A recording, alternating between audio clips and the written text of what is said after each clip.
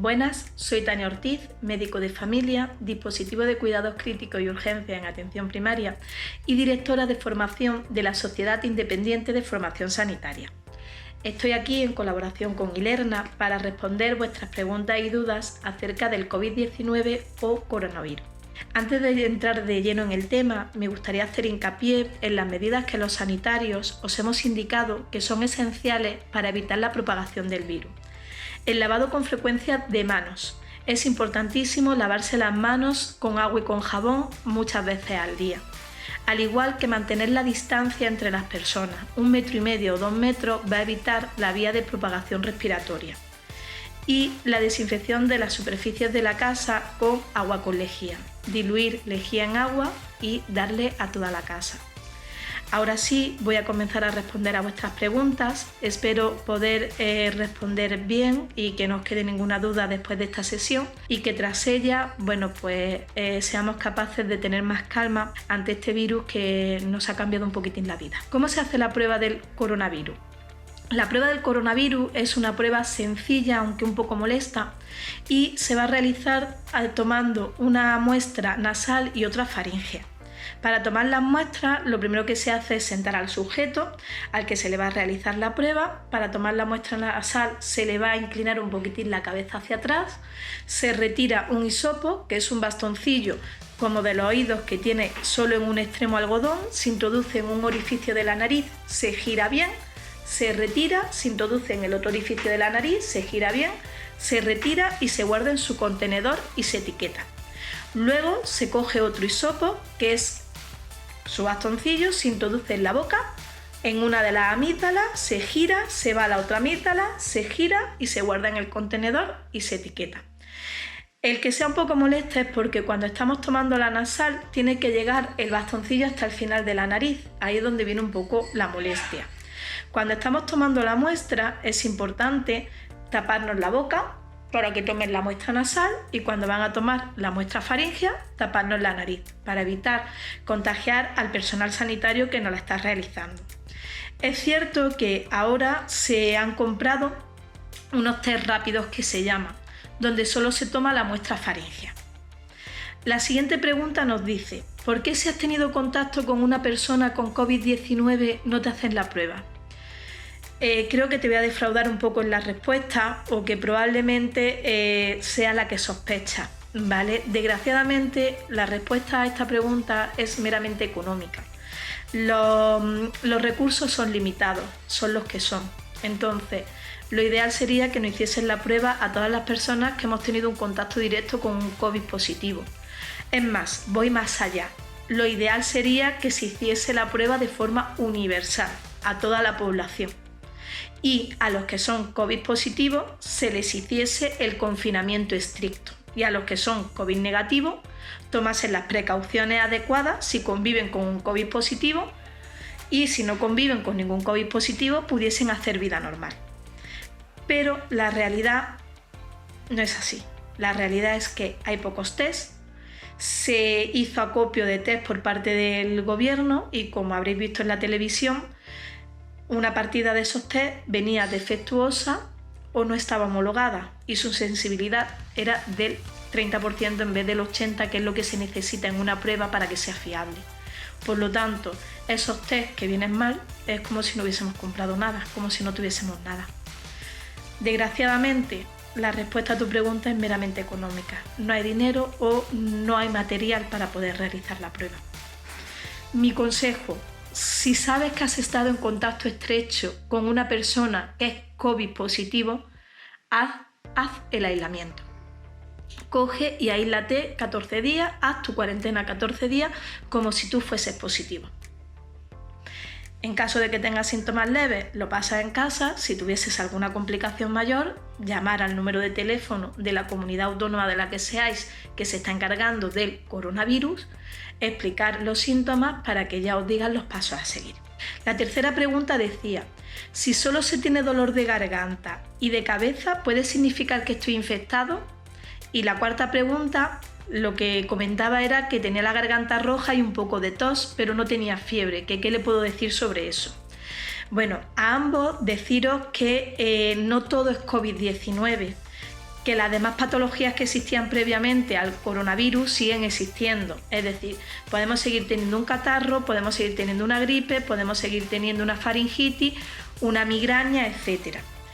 A la pregunta del dolor de garganta y de cabeza, ¿puedo que esté infectado? Bueno, el COVID-19 tiene una gama muy amplia de síntomas. Puede ir desde ser asintomático, no presentar ningún síntoma, hasta presentar una clínica respiratoria importante con una fiebre alta y un dolor muscular intenso, como si tuviésemos unas agujetas bestiales de haber corrido la maratón de Nueva York, ¿vale? Pero no todo dolor de garganta y de cabeza indicas que tienes un COVID-19. Si eres una persona que tiene antecedentes de tener migraña, pues probablemente ese dolor de cabeza pueda ser porque estés con la migraña. Tengo la garganta roja y un poco de tos, pero no tengo fiebre. ¿Puede ser un COVID-19? La clínica más común del COVID-19 es una tos seca con un poco de dificultad respiratoria y puede haber febrícula y, como he dicho antes, el dolor muscular intenso. Eso dura 3 o 4 días y luego comienza a descender. La tos puede quedarse residual. ¿Puede ser? Pues puede que sea un COVID, pero también puede que sea una faringitis. Consejo, no hay que agobiarse, tranquilidad. En ambas preguntas los síntomas son leves, por lo tanto, ¿qué es lo que hay que hacer? No colapsar el sistema de urgencia. Lo trato en casa. Para mi dolor de garganta, mi dolor de cabeza, me tomo mi paracetamol. Si tengo tos, si es una tos que suelta moco, voy a comprar un expectorante y me voy a tomar un mucolítico. Si tengo una tos seca, un antitusígeno. Va a uno a controlar los síntomas en casa. En caso de que tenga duda de que esté yendo a la clínica más y quiera más información, llama al teléfono del coronavirus que hay y va dando la información. Pero si tenemos síntomas leves, los pasamos en casa, eso sí, haciendo nuestro aislamiento. Si yo sospecho que tengo COVID-19, me aíslo en mi casa, no salgo para comprar el pan, porque sospecho que soy un COVID positivo. Y si salgo a comprar el pan, puedo propagar la enfermedad. ¿Se pueden contagiar los perros de coronavirus? Bien, los estudios que hay hasta ahora y las evidencias nos dicen que los animales no transmiten la enfermedad, ¿vale? Por lo tanto, no hay que preocuparse. Ahora, no me transmiten a mí la enfermedad. ¿Ellos la pueden tener? Bueno, como buen amante de los animales, supongo que anteriormente, si tu perro se ha fracturado una pierna, tu perro ha tenido algún problema, alguna enfermedad, lo has llevado al veterinario y se le ha visto. Ahora mismo exactamente igual, si tu perro empieza con clínica, llamas al veterinario, concertas una cita, vas, o bien si lo puedes solucionar por teléfono. No hay que agobiarse. Pero tenéis que ser solidarios también con aquellas personas que no tenemos mascotas. ¿Qué quiere decir esto? Hay que acatar las normas, hay que acatar el estado de alarma. Hay en ciudades, en pueblos, que ya os han indicado que el paseo del perro debe ser en unos metros alrededor de vuestra casa. A poder ser paseos cortos, que el animal haga sus necesidades y volvemos a casa. Esto no es por proteger solo a vuestros vecinos, sino por protegeros a vosotros y a los familiares que dejáis en casa. Porque al salir a la calle os exponéis a pillar el coronavirus y llevarlo a casa, ¿vale? Entonces vamos a ser solidarios con el de al lado y vamos a acatar un poco el estado de alarma, porque esto depende de todos y el evitar la propagación de la enfermedad, el evitar la propagación de este virus, es un trabajo que es de cada ciudadano. ¿Qué riesgos tienen las mujeres embarazadas, sobre todo en el primer trimestre? Con las embarazadas vamos a partir, ¿vale?, de que no se hacen ensayos clínicos y no se hacen estudios, porque es ilegal y no es ético. Entonces, una embarazada es una paciente de alto riesgo por lo que se llama el principio de precaución. Si una paciente embarazada tiene clínica respiratoria, hay fármacos que no le puedo poner. Por lo tanto, juego con menos fármacos.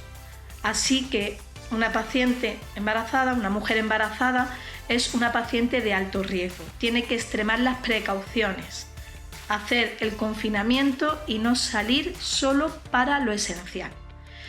Desde los centros de salud se está haciendo mucho hincapié en esto y se está ayudando a esto. La matrona llama a las embarazadas, les pregunta cómo van y se está saliendo para lo esencial, si hay que tomar una analítica de sangre porque tocan el embarazo, o incluso se están retrasando un poco las analíticas, ¿vale? Si se pueden retrasar. Hay hospitales como el Virgen de las Nieves, que es el maternal en Granada, en la ciudad de Granada, en el cual las matronas han puesto un número de teléfono a disposición de las gestantes para resolverle las dudas que le puedan ir surgiendo.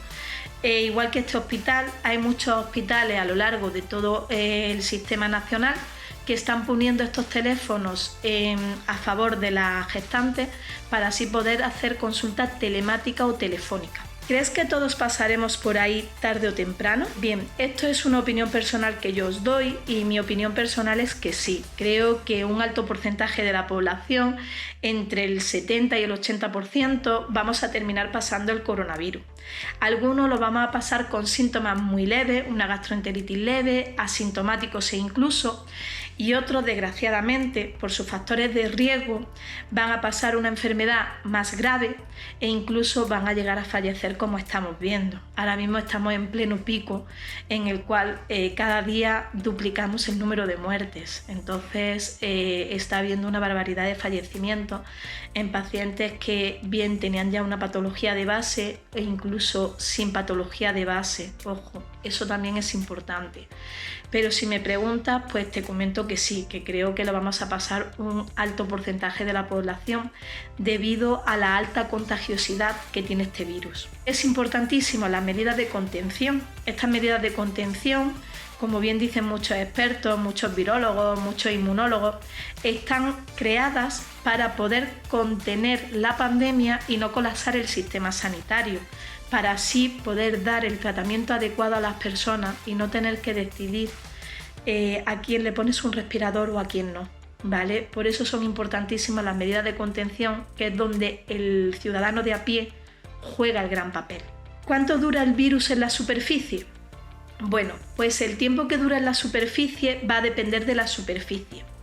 Según un estudio del New England, nos dice que el virus puede permanecer hasta 3 días en el acero inoxidable y en el plástico, que en superficies como el cobre solo dura unas 4 horas y que en la ropa no pueden estipular cuánto dura, no lo pueden estimar, ¿vale?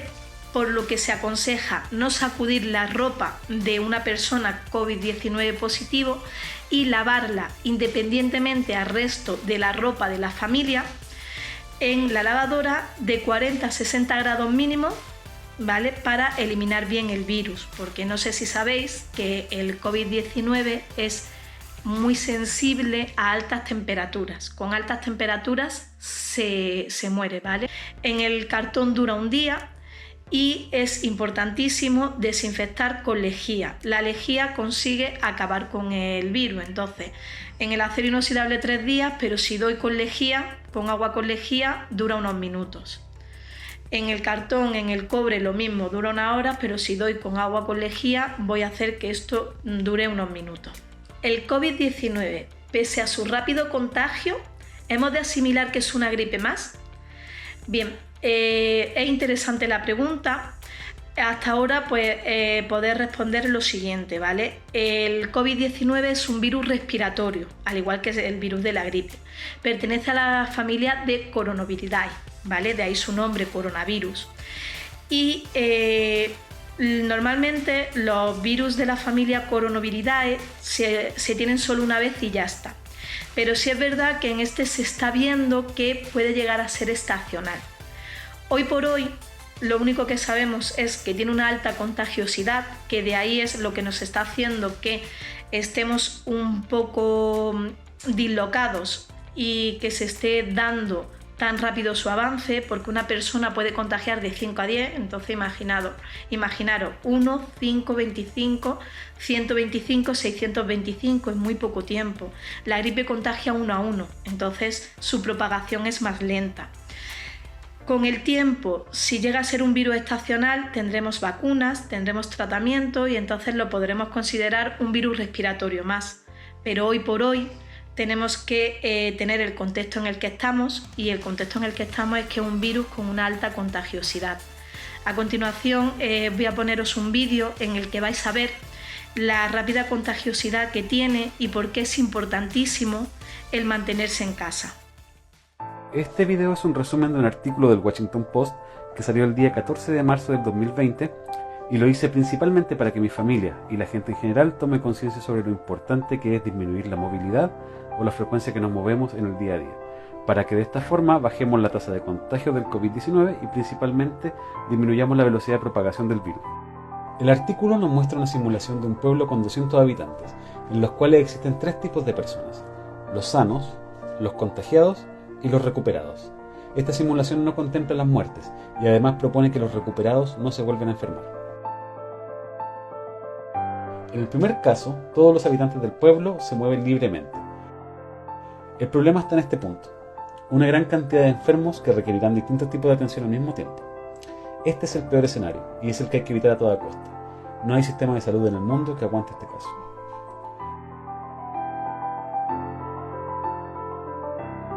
En el segundo caso, se decide aislar a los enfermos y la zona geográfica donde se encuentran, poniendo una barrera, como lo que se hizo en Wuhan. El problema aquí es que, como los expertos de salud esperaban, es imposible aislar la propagación y la barrera eventualmente se rompe. De todas formas, si se fijan, la propagación se ralentiza. En el tercer caso se toman medidas para restringir la movilidad, es decir, una cuarentena, y que la gente se quede en sus casas, logrando que solo una de cada 4 personas se mueva libremente.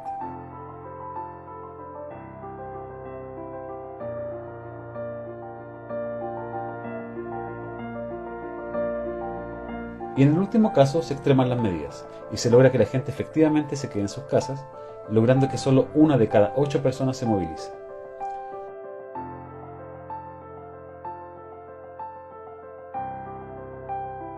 Si vemos los 4 gráficos al mismo tiempo, vemos cómo la curva de contagiados se diferencia entre una y otra.